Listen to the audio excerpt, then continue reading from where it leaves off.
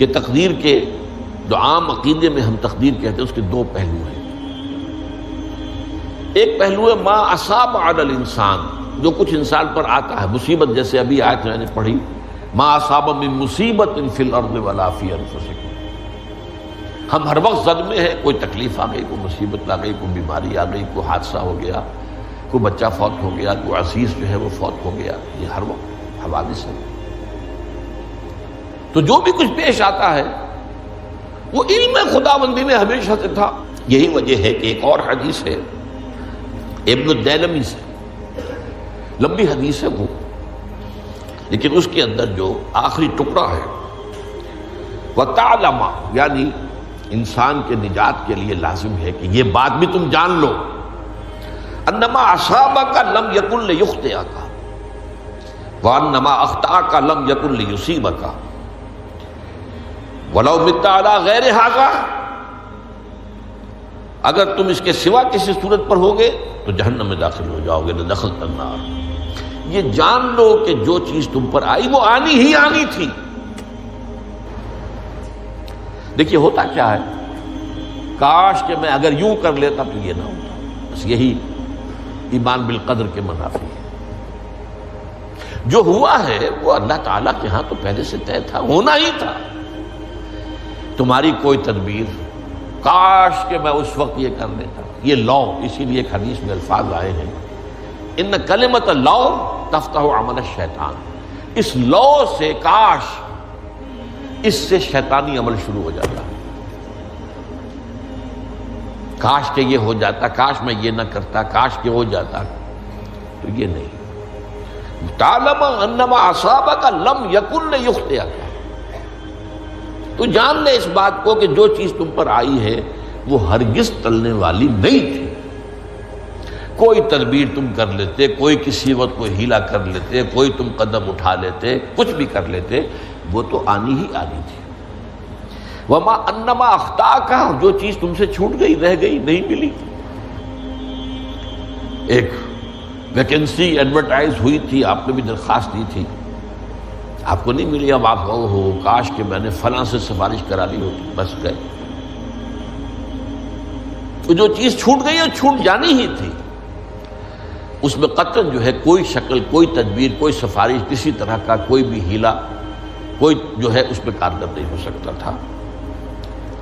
لم یکن لیصیبک ومت علی غیر ذالک. اگر تو اس کے سوا کسی کیفیت پر تیری موت واقع ہوئی، اگر یہ یقین نہیں ہے، یہ ہے تقدیر کا وہ مفہوم کہ جس کا تعلق ہے علی ما اصاب الانسان.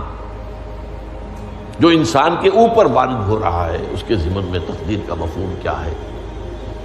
تو جو ہوا ہے وہ تو ہونا ہی تھا. اس میں تو کسی شک و شبے کی گنجائش نہیں. بالکل قطع اللہ تعالیٰ کا فیصلہ ہے.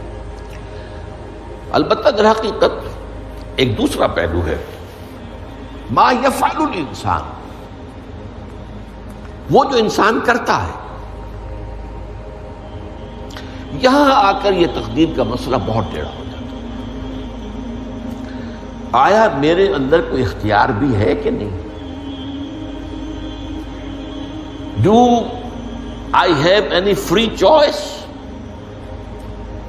یا ہر شخص پہلے سے طے ہے؟ تقدیر کا ایک عام مفہوم یہ ہے، اور اس مفہوم میں بھی بعض روایات بھی ہیں جو اس کی تائید کرتی ہیں کہ ہر چیز پہلے سے طے ہے، لکھی ہوئی. اور یہ جو حدیث ہم نے ابھی پڑھی ہے یہ گویا کہ اس کی ایک مثال ہے کہ وہ جو لکھ دیا گیا تھا، فرشتے نے لکھ دیا تھا، رحم مادر میں لکھ دیا تھا، شقی او سعید، یہ بدبخت ہے یا سعادت مند ہے. تو ایک شخص پوری عمر نیکی کے کام کرتا رہا، آخری وقت میں آ کر کوئی ایسا حادثہ پیش آ گیا کہ وہ اہل جہنم کے سے کام شروع کر دی اور جہنمی ہو گیا. یا ایک شخص ساری عمر جو ہے جہنمیوں کے سے کام کرتا رہا، آخری وقت میں آ کر کوئی ایسی توفیق ملی، کچھ ایسا معاملہ ہو گیا، توبہ کر لی اور اس نے جو ہے اہل جنت کے سے اعمال شروع کر دی، جنتی ہو گئی. تو یہ جو ہے علامہ اصابک کا علیحدہ بات ہے، اور علامہ یفعل الانسان، انسان کیا کرتا ہے اس میں اس کی قدرت کتنی ہے. اور یہ ہمارے ہاں فلسفے کا بڑا مشکل موضوع ہے، اسی کا نام ہے جبر و قدر۔ ہمارے اسلاف میں بھی کچھ لوگ ایسے ہیں متکلمین میں سے، دیکھیے ہمارے ہاں ایک وہ لوگ ہیں کہ جو اس پر قناعت کرتے ہیں کہ جو اللہ نے کہہ دیا اور رسول نے کہہ دیا، اس سے آگے ہم مین میخ نہیں نکالیں گے، وہ محفوظ راستے پر ہوں گے۔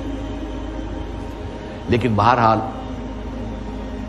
انسان کو اللہ نے ایک عقل بھی دی ہے، اور یہ عقل سوالات اٹھاتی ہے،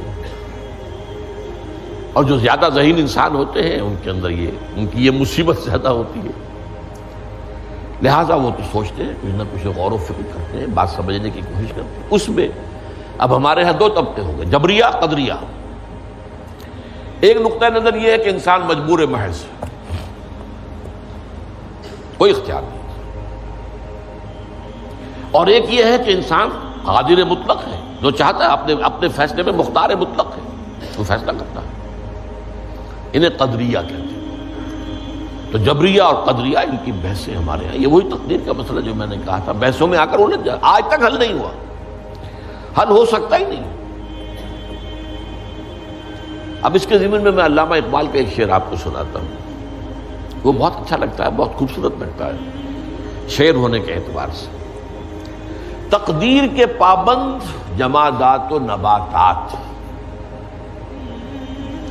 مومن صرف اللہ کے احکام کا پابند۔ اس میں انسان سے پابندی کی نفی کر دی گئی ہے، وہ صرف پابند ہے اللہ کے احکام کا۔ نتیجے کے اعتبار سے تو جو یہ شعر کہہ رہا ہے، جو بات وہ صحیح ہے، پابندی اصل جو ہے وہ اللہ کے احکام کی ہے، لیکن یہ کہ تقدیر کی پابندی سے انسان بھی پوری طرح آزاد نہیں ہے۔ یہ سمجھ لینا کہ یہ جمادات و نباتات ہی کا معاملہ، یہ غلط ہے، یہ مبالغہ ہے۔ ظاہر بات ہے کہ شاعر جو ہے، شاعر مبالغے سے بچ نہیں سکتا، چاہے وہ علامہ اقبال ہو، کوئی بھی ہو۔ تو اسی لیے سورہ شعراء کے اندر جو عام شعراء کی جو صفات بیان ہوئی ہیں وہ آپ کے ذہن میں آ گئی ہوگی۔ مبالغہ کرتے ہیں، فی کل واد یہیمون انہم یقولون ما لا یفعلون، وہ کہتے بھی وہ کچھ ہے جو کرتے نہیں ہیں، اور یہ بات تو علامہ اقبال پر بھی چشمہ ہوتی ہے۔ بہرحال یہ شعر ذرا پھر نوٹ کیجئے، تقدیر کے پابند جمادات و نباتات، مومن صرف اللہ کے احکام کا، کوئی بات صحیح نہیں۔ انسان بہت سے اعتبارات سے مجبور ہے۔ سب سے پہلے جو ہے انسان کے اندر ایک تقدیر نوعی ہے، نوع انسان۔ چھوٹی سی چڑیا اڑتی پھرتی ہے، انسان نہیں اڑ سکتا۔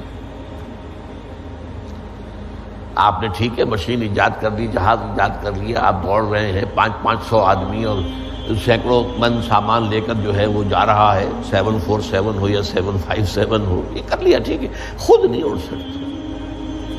اب کیا کریں گے آپ؟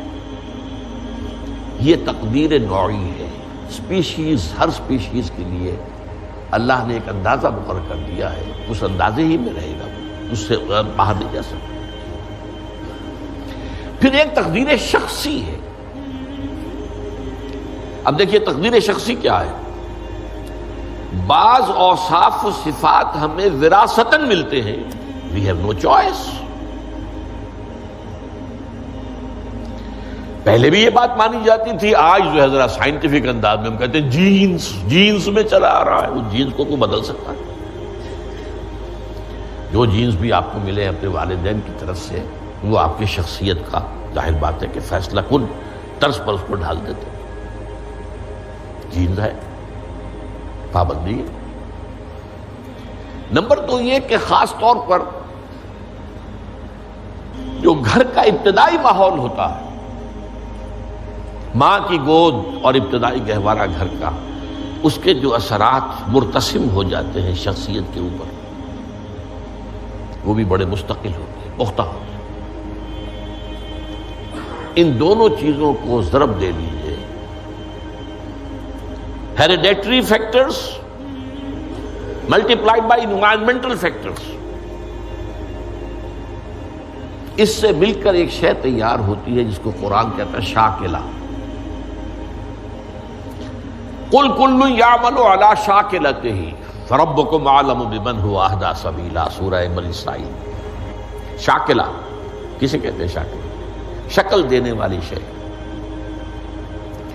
آپ کو لوہا ڈھالنا ہے، کوئی خاص پرزہ بنانا ہے، اس کا پہلے سانچہ بناتے ہیں.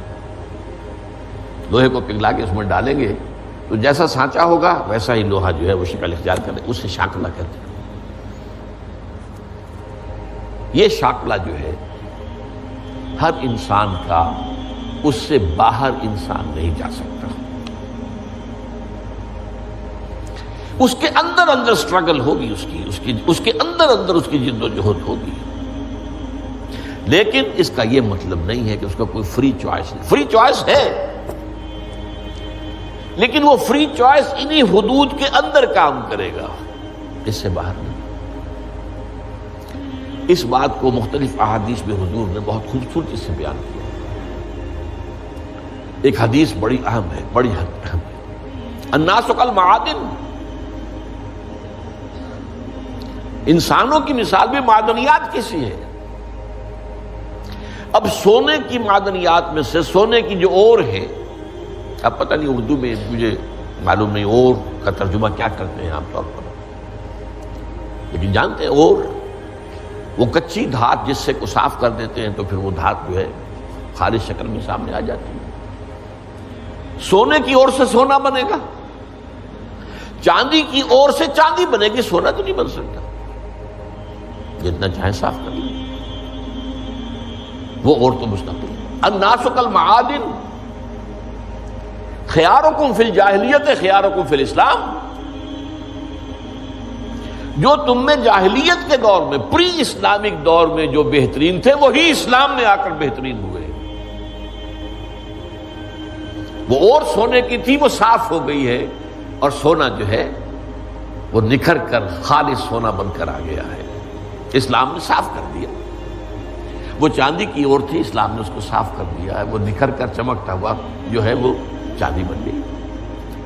لیکن یہ کہ اذا فقہوا، البتہ پھر اس میں ایک اضافہ کیا حضور نے، جبکہ ان کے اندر دین کا فہم داخل ہو جائے تو یہ کہ جو بہترین پہلے تھے وہی بہترین اب ہوں گے.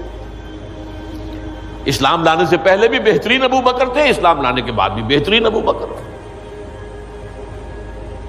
حضور پر وحی سے پہلے بھی بہترین خاتون خدیجۃ الکبریٰ تھی، ایمان لانے کے بعد بھی بہترین خاتون خدیجۃ الکبریٰ تھی. اور دوسری حدیث سنیے، عن ابی الدرداء رضی اللہ تعالی عنہ قال بینما نحن عند رسول اللہ صلی اللہ علیہ وسلم، اسی حال میں کہ ہم ایک روز ہم حضور کے پاس تھے، نتناکرون ما یکون، اور ہم ذرا سوچ رہے تھے کیا کیا کچھ پیش آنے والا ہے دنیا میں. اذ قال رسول اللہ صلی اللہ علیہ وسلم، جبکہ حضور نے ہم سے ایک بات کہی، بڑی غور سے سنیے. اذا سمعتم بجبل انزال عن مکانہ فصدقوہ، اگر تم یہ سنو کہ کوئی پہاڑ اپنی جگہ سے ٹل گیا تو مان لینا. وَإِذَا سَمِعْتُمْ بِرَجُلٍ تَغَيَّرَ عَنْ خَلْقِهِ فَلَا تُصَدِّقُوهُ، اور اگر تم سنو کہ کوئی شخص جو ہے وہ اپنی سرشت سے، اپنی جبلت سے بدل گیا تو کبھی نہ مانو.